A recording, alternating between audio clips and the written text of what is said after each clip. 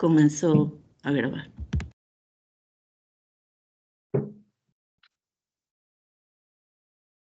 Vamos a la segunda parte del concepto de los actos del cosmos, el capítulo 14, análisis oculto del Génesis. La ciencia ha descubierto últimamente que la hemólisis resulta... Resigo. La ciencia ha descubierto últimamente que la hemólisis resulta de la inoculación de sangre de un individuo dentro de las venas de otro de diferente especie, causando la muerte del inferior de los dos. Así, cualquier animal inoculado con sangre humana muere. La sangre de un perro transfundida en las venas de un pájaro mata a este, pero no dañaría al perro el que le fuera inoculada la sangre del pájaro. La ciencia meramente establece el hecho. El científico ocultista explica la razón. Como se ha mostrado, la sangre es el asiento del espíritu. El ego del hombre trabaja con sus propios vehículos mediante el calor de la sangre. El espíritu de raza, familia o comunidad logra su ingreso a la sangre mediante el aire que inspiramos. En el animal están tanto el espíritu separado del animal como el espíritu grupo de la especie a la cual pertenece.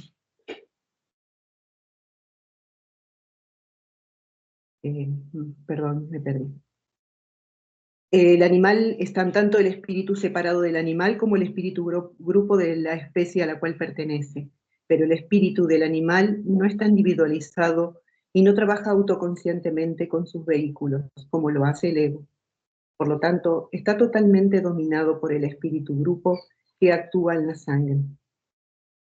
Cuando la sangre de un animal superior es inoculada en las venas de otro de especie inferior, el espíritu de la sangre del primero es, por supuesto, más fuerte que el del menos evolucionado. De ahí que cuando aquel trata de afirmarse, mata a la forma que lo aprisiona y se libera. Por el contrario, cuando la sangre de una especie inferior es inoculada en las venas de un animal superior, el espíritu superior es capaz de expulsar al espíritu menos evolucionado de la sangre extraña y asimilar esta para sus propios fines, por lo cual no ocurre ninguna catástrofe visible. Bueno, acá tenemos que hacer la precisión de que cuando Ángel habla de un espíritu más fuerte que otro, no es que el espíritu sea esencialmente más fuerte, sino que es más fuerte estando viviendo en el mundo físico. La fortaleza del espíritu humano es mayor que la de los animales, porque tiene un periodo de evolución empezó un periodo antes, pero nada más que por eso. Entonces, esencialmente tenemos el mismo potencial de fortaleza, pero eso se va desarrollando a medida que vamos teniendo vida tras vida nuestra experiencia en la Tierra y en los periodos anteriores en los que hemos venido involucionando y evolucionando. Bueno, eso. Sería una pregunta, sería como recepcionar el manejo del mundo material químico, ¿no es cierto? En base a la experiencia. Okay. El espíritu grupo siempre tiene el propósito de preservar la integridad de su dominio sobre la sangre de la especie a su cargo. Como el dios de raza humano, resiente el matrimonio de sus súbditos con otras especies y castiga los pecados de los padres en los hijos, como vemos en el caso de los híbridos. Cuando un caballo y un asno producen una mula, por ejemplo, la mezcla de sangre extraña destruye la facultad propagadora a fin de no perpetuar al híbrido de los asnos, pues la mula no está definidamente bajo el dominio del espíritu grupo de los caballos, o el de los asnos como los pura sangre, y sin embargo, no está tan lejana de ambos como para estar completamente exenta de su influencia. Y dos mulas. Me faltó un renglón. Bueno, la mezcla de la Así, sangre, bueno, así empiezo de... híbrido, ahí cuando llega a la coma, en el sexto renglón o séptimo, a fin de no perpetuar el híbrido, que es una abominación. Ajá, desde el punto de vista del espíritu grupo, de Ahí los asnos. está, Ahí está. ahí está. Pues la mula no está definidamente bajo el dominio del espíritu grupo de los caballos o el de los asnos como los pura sangre. Y sin embargo, no está tan lejana de ambos como para estar completamente exenta de su influencia. Si dos mulas pudieran aparearse, su cría estaría aún menos bajo el dominio de cualquiera de esos dos espíritus grupos, y así resultaría una nueva especie sin espíritu grupo. Esto sería una anomalía en la naturaleza, una imposibilidad, hasta que los espíritus animales separados hubieran evolucionado lo suficiente como para ser autosuficientes. Tal especie, si pudiera ser engendrada, carecería del llamado instinto guía, que es, en realidad, el dictado del espíritu grupo. Estaría en una posición análoga a una camada de gatitos retirados de la matriz de su madre previo a su nacimiento. No podrían valerse por sí mismos, por lo que morirían. Por lo tanto, como es el espíritu grupo de los animales el que envía a encarnar a los espíritus separados de los animales, este simplemente retiene el átomo simiente, fertilizante, cuando se aparean animales de muy diferente especie. Permite a uno de los que está a su cargo aprovechar la oportunidad para reencarnar cuando se aparean dos animales de casi la misma naturaleza, pero rehúsa dejar a los híbridos que se perpetúen. Así, vemos que la infusión de sangre extraña debilita la influencia del espíritu grupo y que, por lo tanto, éste destruye la forma o la facultad propagadora cuando puede hacerlo. El espíritu humano está individualizado, es un ego, está desarrollando su libre albedrío y responsabilidad. Es atraído al nacimiento por la irresistible ley de consecuencia, de forma que está por encima del poder del espíritu de raza. Comunidad o familia, el impedirle que regrese a la actual etapa de desarrollo humano, y mediante la mezcla de sangre extraña y el matrimonio de individuos de diferentes tribus o naciones, los guías del hombre están ayudándolo gradualmente a alejar al espíritu de familia, de tribu o nación de su sangre. Pero con estos se ha ido necesariamente la clarividencia involuntaria debido a su obra en la sangre, por la cual fomentaban en sus custodiados las tradiciones familiares. Y así vemos que también en el caso del hombre, una facultad es destruida por la mezcla de sangre. Esa pérdida fue, sin embargo, una ganancia, pues ha concentrado la energía del hombre en el mundo material. Y así él está más capacitado para aprender a fondo sus lecciones que si aún estuviera distraído por las visiones de los mundos superiores. A medida que el hombre se va emancipando gradualmente, cesa de pensar en sí mismo como la simiente de Abraham, como un hombre de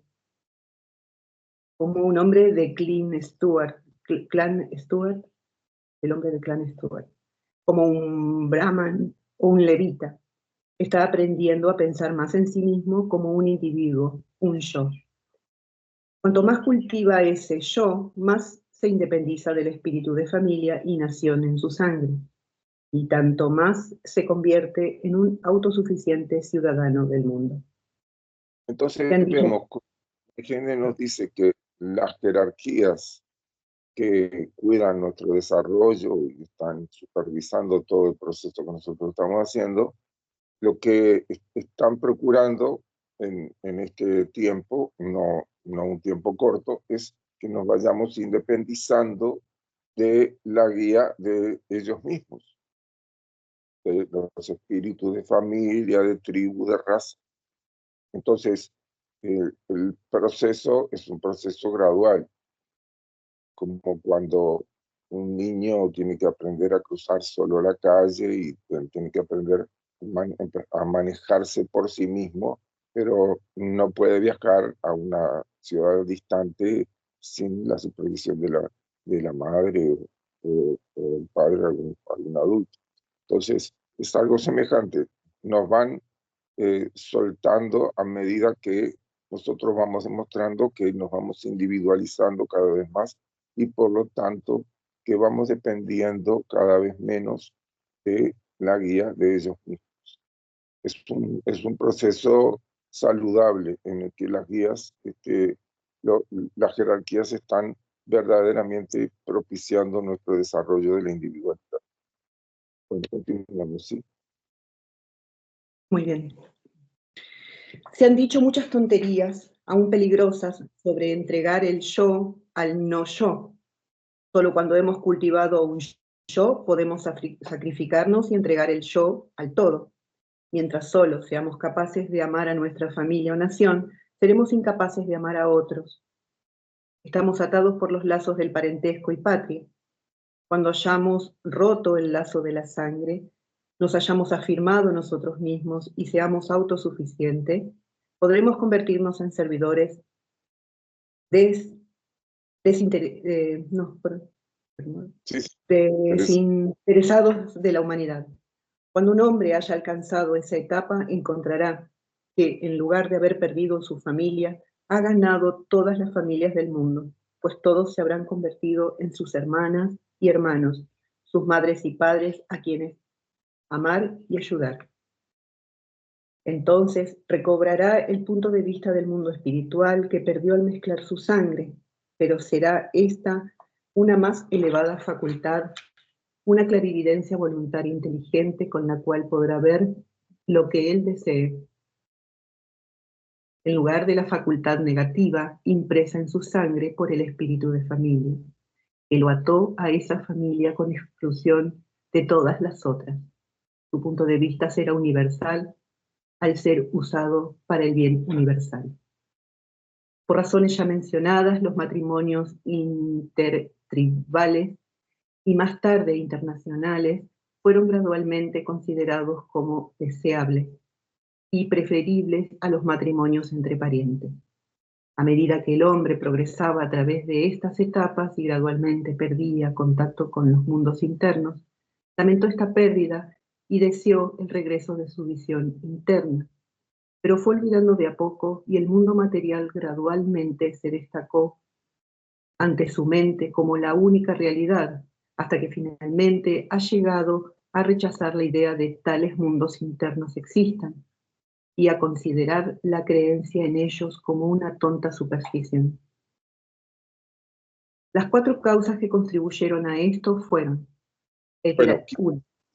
una pequeña cosita antes, porque el pasaje anterior se refiere a este proceso de la individualización y de cómo una vez que eso se va consolidando en el ser humano, es que entonces sí va a poder establecer una verdadera fraternidad con el resto de individuos de nuestra oleada de vida, porque va a ser una fraternidad que va a surgir desde el interior, desde el sentimiento profundo del autoconocimiento y del conocimiento de la naturaleza esencial de los demás. Esto se puede contraponer a unas corrientes que tratan de que nosotros seamos fraternales y solidarios con los demás, pero antes de que nos hayamos individualizado, y entonces se nos impone por medio, por ejemplo, de impuestos materiales que supuestamente tienen que ir a las arcas del Estado para que el Estado se los brinde a los más necesitados. Pero entonces de esa forma nosotros no tomamos conciencia plena de todo ese proceso. No estamos dándonos nosotros mismos en ese dar. Es un asunto que queda diluido, más allá del cuestionamiento que uno puede tener hacia dónde van esos recursos, si van totalmente para los fines que se establecen o no, es que no estamos participando, no estamos compenetrándonos de nuestra existencia en la Tierra.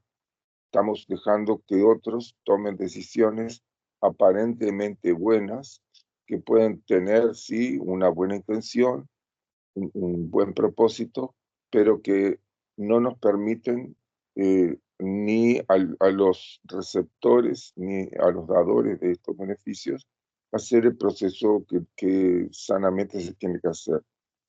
El tema es que uno verdaderamente va a poder entregarse al no yo, como dice Max Heindel, o a entregarse al espíritu de forma completamente impersonal cuando ha desarrollado el yo. Es como decir, uno va a poder verdaderamente dar de sus recursos cuando los ha conquistado por sí mismo, sabe el valor que tienen y sabe la necesidad que otros pueden tener de esos recursos y puede detectar si no están en condiciones de poder procurárselo por ellos mismos circunstancialmente o más estructuralmente. Entonces va a poder hacer una dádiva en donde el propio dador es el que está involucrado esencialmente en ese asunto.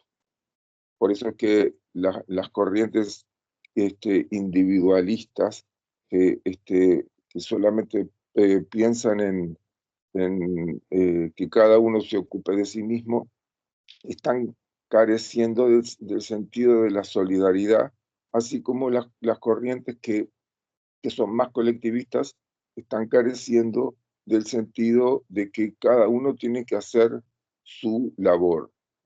Estas dos corrientes, las colectivistas y las individualistas, se presentan como una dicotomía que es irreconciliable, cuando en realidad no lo es. Verdaderamente se va a poder tener un sentimiento de fraternidad colectivo y poder seleccionar a quien uno verdaderamente va a apoyar y por quienes se va a dejar apoyar también, en la medida que nos hayamos ido individualizando.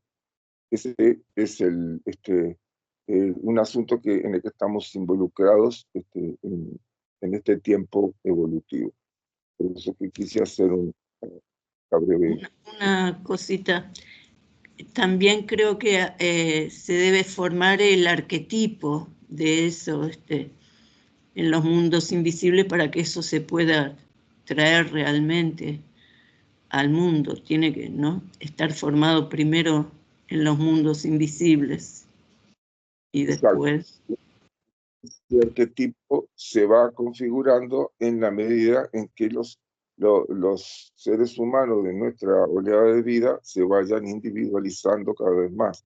Es decir, en la medida que el espíritu de cada uno de nosotros vaya aprendiendo a ejercer el autodominio fundamentalmente, y por lo tanto va a poder estar en condiciones de ejercer un dominio en su alrededor ambiente con la sabiduría y el amor que procede de Dios y el dominio, ¿no?, de sí mismo, ¿no?, y de todas las circunstancias. En la medida que eso va pasando en los espíritus de los individuos de nuestra oleada de vida, eso va configurando el espíritu grupo que va a terminar por poder fortalecer esta condición de la fraternidad universal.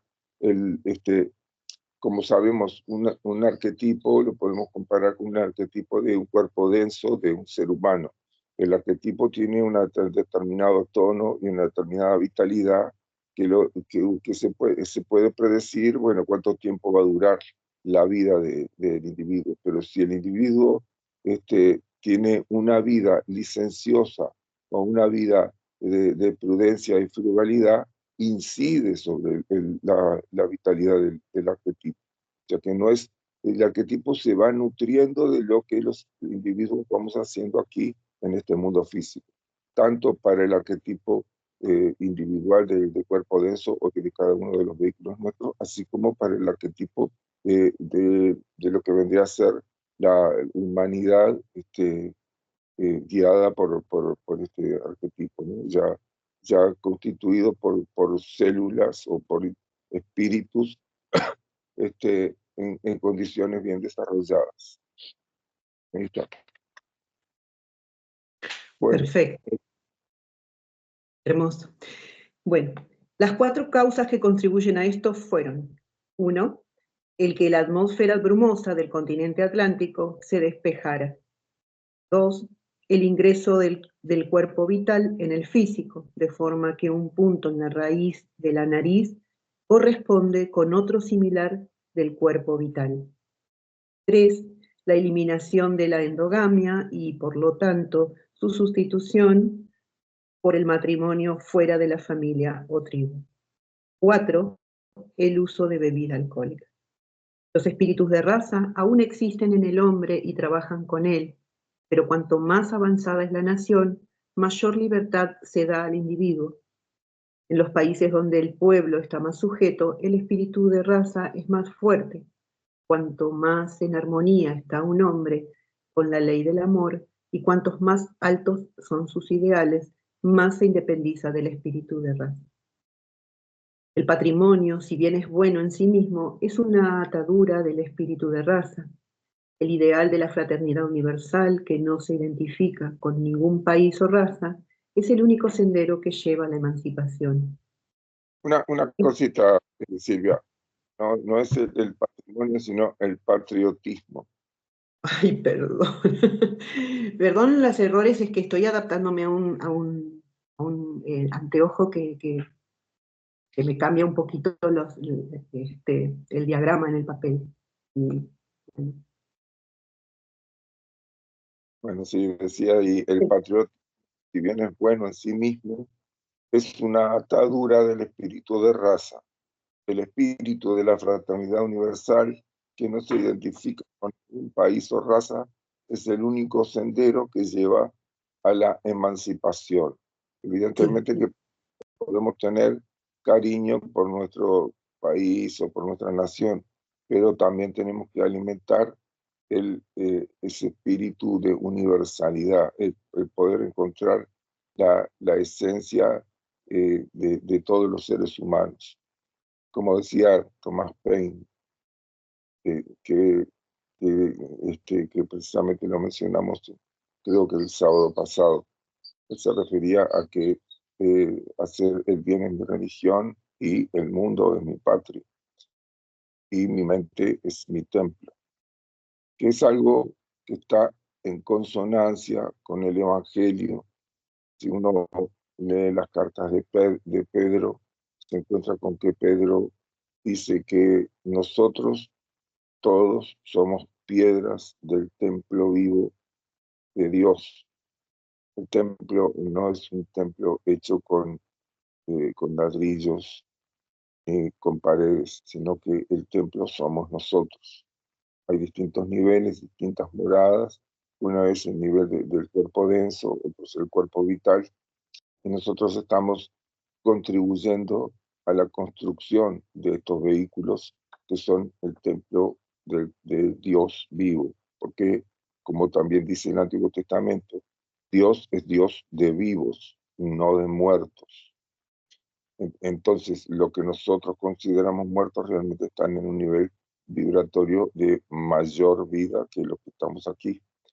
Es decir, estando aquí estamos bajo una opresión para nuestro espíritu, pero algunos se someten a esa opresión y se dejan arrastrar por las condiciones que impone el mundo, porque no tienen ideales y bueno, pasan a basarse en acomodarse de forma egoísta o a veces mm, no es un egoísmo expreso, sino que es una comodidad en donde los valores espirituales quedan sometidos a esa comodidad o a ese hábito. Y esas son fuerzas que están presionando mutuamente la necesidad del espíritu de responder a los valores espirituales, a tener esos ideales y tratar de vivirlos.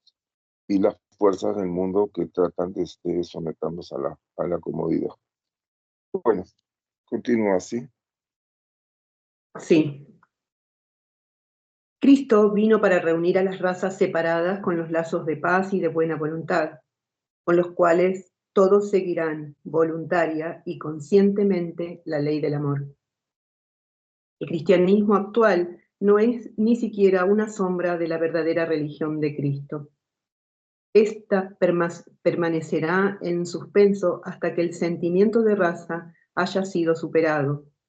En la sexta época no habrá sino una fraternidad universal bajo la guía del Cristo retornado.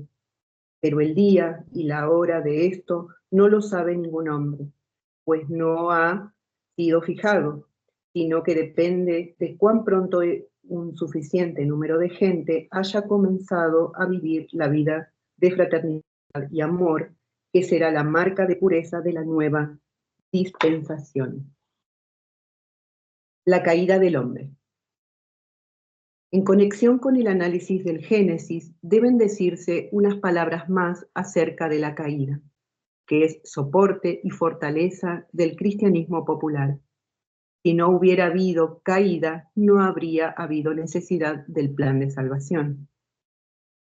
Cuando a mediados de la época lemúrica ocurrió la separación de los sexos, en cuya obra estuvieron activos Jehová y sus ángeles, el ego comenzó a trabajar levemente sobre el cuerpo denso, construyendo órganos internos. El hombre no era en ese momento el ser con conciencia plena de vigilia que es actualmente, más mediante la mitad de su fuerza sexual, estaba construyendo un cerebro para la expresión del pensamiento, como se describió previamente. Él estaba más despierto en el mundo espiritual que en el físico. Apenas veía su cuerpo y no estaba consciente del acto de propagación. La afirmación bíblica de que Jehová hizo dormir al hombre para dar a luz es correcta. No había dolor ni problemas conectados con el parto, ni por causa de la extremadamente vaga conciencia del hombre sobre su retorno físico. Sabía nada de la pérdida de su cuerpo denso por la muerte, o de la instalación de un nuevo vehículo denso al nacer. Se recordará que los luciferes eran una parte de la humanidad del período lunar.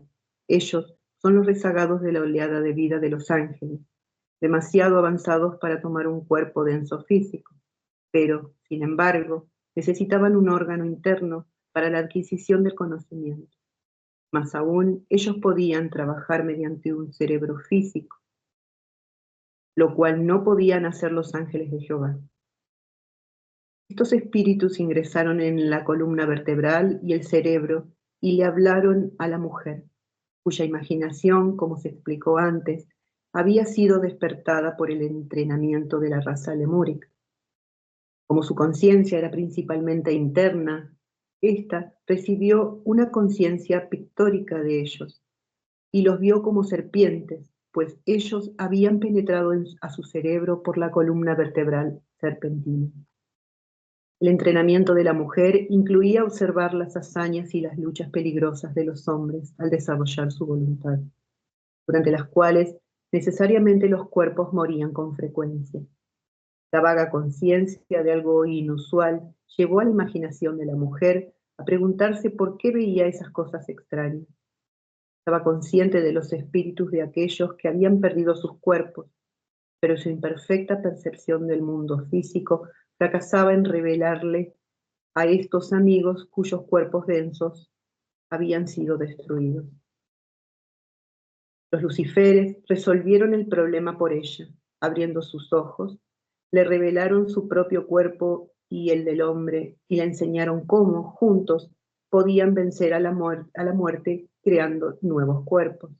De esta forma, la muerte no podía alcanzarlos, pues ellos, como Jehová, podrían crear a voluntad. Lucifer abrió los ojos de la mujer. Ella buscó la ayuda del hombre y abrió sus ojos. Así, de un modo real, aunque vago, ellos primero conocieron o se percibieron uno al otro, y también al mundo físico. Se hicieron conscientes de la muerte y del dolor, y mediante este conocimiento aprendieron a diferenciar entre el hombre interno y el ropaje externo que él usa y renueva cada vez que le es necesario dar su siguiente paso en la evolución. Cesaron de ser autómatas y se convirtieron en seres librepensadores, al costo de su independencia del dolor, la enfermedad y la muerte. Que la interpretación de comer la fruta como símbolo del acto generador no es una idea rebuscada, demostrado por la declaración de Jehová, que no es una maldición sino simplemente una afirmación de las consecuencias que seguirán al acto, de que morirían y de que la mujer pariría con dolor y sufrimiento. Él sabía que, como ahora, la atención del hombre había sido puesta en su ropaje físico. Percibiría su pérdida por la muerte. También sabía que el hombre aún no tenía sabiduría para refrenar sus pasiones y regular el intercambio sexual por la posición de los planetas. Por lo tanto, el dolor en el parto debía resultar de su ignorante abuso de esta función. Ha sido siempre un enigma enojoso para los comentaristas de la Biblia qué conexión podía haber entre comer la fruta y el parir los hijos. Mas si entendemos que el comer la fruta era un símbolo del acto generador por el que el hombre se vuelve como Dios desde el momento en que conoce su especie, y así es capaz de generar nuevos seres, la solución es fácil. En la última parte de la época lemúrica, cuando el hombre arrogó la prerrogativa de realizar. Sí. No sé si los demás oyeron, yo no oí, no sé si se me desconectó a mí o se le desconectó a Silvia. Yo no ¿Cómo oí. fue? Yo escuché, Ana? Sí, Acá yo fue, la pues escuché. perfecto, continúa Silvia, sí. Fue mi conexión. Ha sido siempre un enigma enojoso para los comentaristas de la Biblia qué conexión podía haber entre el comer la fruta y el parir los hijos. Mas, si entendemos que el comer la fruta era un símbolo del acto generador por el que el hombre se vuelve como Dios desde el momento en que conoce su especie y así es capaz de generar nuevos seres, la solución es fácil. En la última parte de la época lemúrica, cuando el hombre se arrogó la prerrogativa de realizar el acto generador, cuando quiso su potente voluntad, fue lo que le permitió hacerlo. Comiendo del árbol del conocimiento en todo momento, fue capaz de crear un nuevo cuerpo cada vez que perdía un vehículo viejo. Usualmente pensamos en la muerte como en algo a ser temido. Si el hombre también hubiera comido del árbol de la vida, si hubiera aprendido el secreto de cómo vitalizar perpetuamente su cuerpo, habría habido una conexión peor. Hoy sabemos que nuestros cuerpos no son perfectos y en esos tiempos antiguos eran sumamente primitivos. De ahí que la ansiedad de las jerarquías creadoras ante el temor de que el hombre también comiera del árbol de la vida y se capacitara para renovar su cuerpo vital. Estaba bien fundada. Si él hubiera hecho eso, ciertamente, ¿qué habrías si él hubiera hecho eso, ciertamente que habría sido inmortal, pero nunca hubiera sido capaz de progresar? La evolución del ego depende de sus vehículos y si no podía conseguir otros nuevos y mejores mediante la muerte y el nacimiento, habría quedado estancado. Una máxima oculta el que cuanto más frecuentemente morimos, mejor somos capaces de vivir, pues cada nacimiento nos da una nueva oportunidad. Hemos visto que el conocimiento cerebral, con su egoísmo concomitante, fue adquirido por el hombre al costo del poder de crear solo por sí mismo.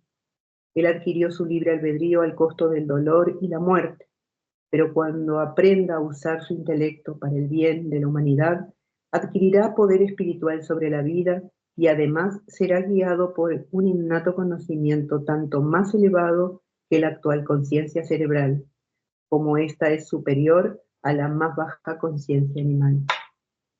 La caída en la generación fue necesaria para construir el cerebro, pero este es, a lo sumo, solo un método indirecto de adquirir conocimiento y será sustituido por el contacto directo con la sabiduría de la naturaleza, que el hombre será capaz de usar, sin cooperación alguna, para generar nuevos cuerpos.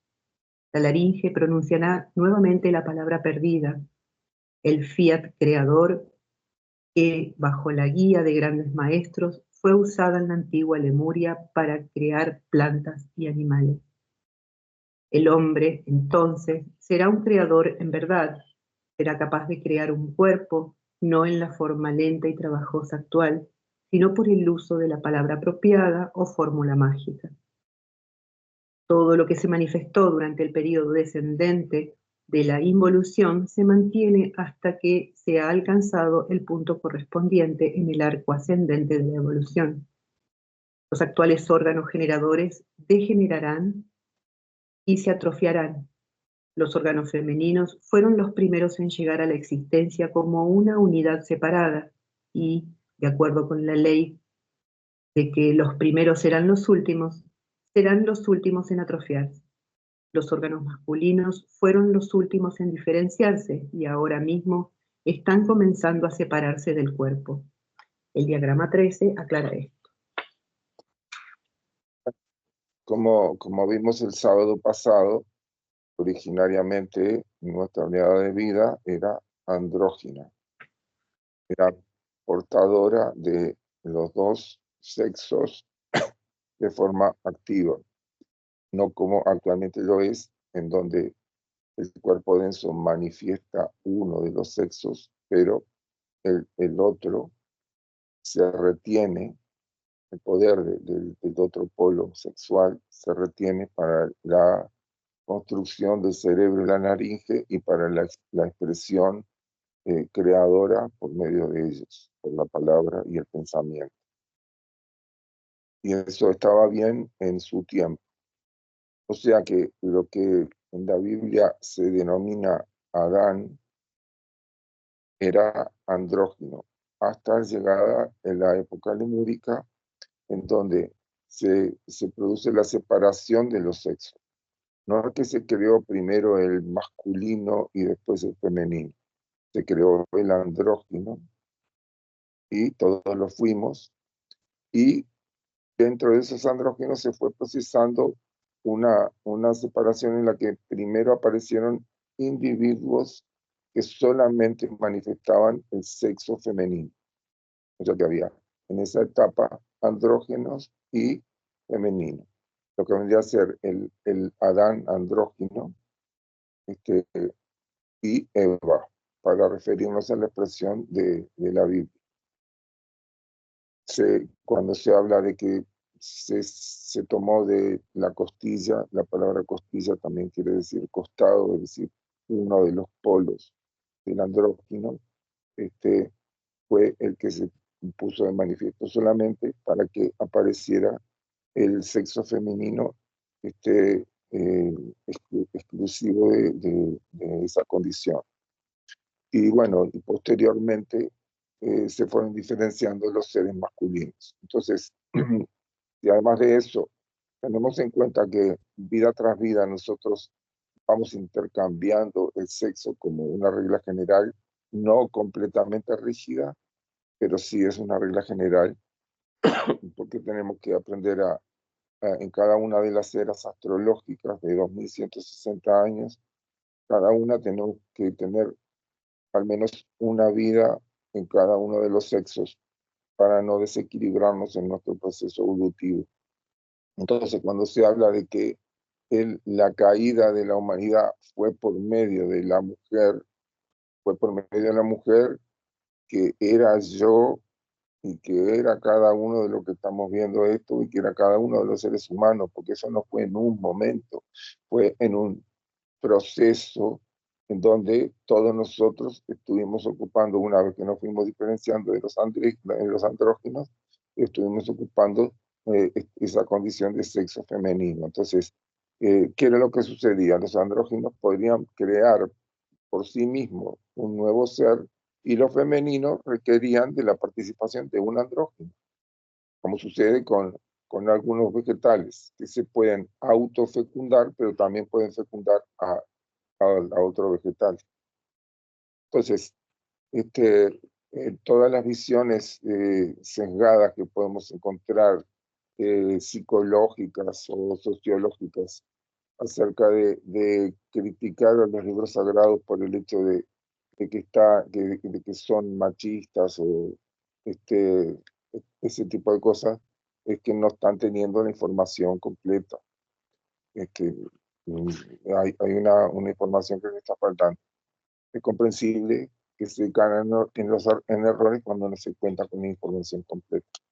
Todavía a nosotros nos falta mucha información, pero por lo menos a grandes rasgos podemos disfrutar de tener este conocimiento que nos brinda Max Heindel y podemos hacer las conexiones de poder ir comprendiendo más en profundidad cómo es que fueron pasando los acontecimientos en esa lejana época lemúrica y cómo también las dificultades de este mundo se ponen de manifiesto en cada una de las etapas. Y ahora nosotros que nos estamos acercando a comenzar la era de Acuario, nos vamos a encontrar con que las condiciones externas de la atmósfera se va a enrarecer y va a propiciar condiciones más individuales, van a estar incidiendo sobre los seres humanos. Algunos van a quedar apegados a las formas antiguas de funcionamiento y de relacionamiento, y otros que van a estar abriendo el camino, adaptándose a esas nuevas condiciones en donde ya va a haber una fortaleza individual mucho mayor y también entonces vamos a estar mucho más cerca de poder establecer una fraternidad universal. Siempre hay desafíos para los que ir adaptando. Sí. No, quería decir que los precursores de esa nueva etapa tienen que tener desarrollado el cuerpo del alma para poder funcionar en ahí. Puede ser. Bien, Adriana. Y evidentemente que el desarrollo de un cuerpo no se hace de un momento para el otro. Los dos éteres superiores de nuestro cuerpo vital tienen que crecer en luminosidad y en poder. Y eso solamente sucede como vida tras vida, teniendo estos ideales espirituales que nos conducen a obrar haciendo el bien, querer el bien y tratar de encontrar la mejor manera de hacer el bien, orar para poder participar de estos procesos evolutivos, haciendo el bien, querer el bien de todos los demás. Entonces, de esa forma, el cuerpo del alma va madurando y va desarrollando su potencial. Y eso es lo que va a permitir a aquellos que tienen esa condición poder acceder a la sexta época, a la nueva Galilea, ya con el vestido dorado de bodas bien armado. A esto se refiere la parábola del Evangelio, donde habla de las vírgenes, que algunas habían cargado con aceite sus lámparas y estaban diligentes y siempre prestas a poder mantenerlas encendidas. Entonces, cuando vino el novio, que viene a ser el espíritu, está representando el novio al espíritu, y las novias con las lámparas cargadas con el aceite adecuado están representando a los seres humanos que han desarrollado su cuerpo del alma. Las otras que se dedicaron a otros menesteres y que no les importó este asunto de tener cargadas sus lámparas, están representando a la gente que no vibró con los valores espirituales y se dedicaron a otros asuntos más mundanos y por lo tanto no estuvieron en condiciones de poder establece ese matrimonio místico que se da entre el espíritu, con el espíritu de vida de uno ya maduro y pudiendo manifestarse en su vehículo contraparte, que es el cuerpo del alma. Entonces, una explicación, como tantas otras explicaciones, que es uno de los propósitos de la filosofía Rosacruz, es poder profundizar e ir explicando más pormenorizadamente y explícitamente todo lo que se enseña en el Evangelio y también en el Antiguo Testamento. No es todo el conocimiento que nos ha llegado a nosotros, no tenemos todo el conocimiento, pero sí por lo menos vamos viendo que hay acontecimientos que son descritos de una forma alegórica en la Biblia, y que cuando llega la explicación, que necesita un complemento, ¿no? Que necesita saber de los éteres, del cuerpo vital, del cuerpo del alma, como todo lo que se nos va explicando, entonces eso termina por consolidar un conocimiento, entonces donde vemos que hay un orden y hay una explicación verdadera y valiosa para todo lo que se enseña allí. En algunas ocasiones no podemos contar con esa explicación, entonces en lugar de rechazarla o renegar esa parte, lo que sí podemos hacer es mantenernos expectantes a ver cuál podrá ser esa explicación. Y a veces puede ser que nos llegue por propia intuición alguna comprensión de lo que necesitamos entender. Bueno, creo que por hoy, en base a que tanto Adriana como yo estamos con esta condición de resfrío, podemos ir dejando por acá porque ya llegamos al fin de la segunda parte del concepto Rosacruz del Cosmos. Vamos a ingresar entonces el sábado que viene la tercera parte, que se refiere al futuro desarrollo e iniciación del hombre. Muy bien. Bueno, muchas gracias por la clase, la lectura, la concurrencia. Bueno, sí. Nos vemos si Gracias. Dios quiere. Gracias. Que te mejore. Gracias, Raúl. Gracias. Que tengan lindo día. Gracias. Igualmente. Gracias.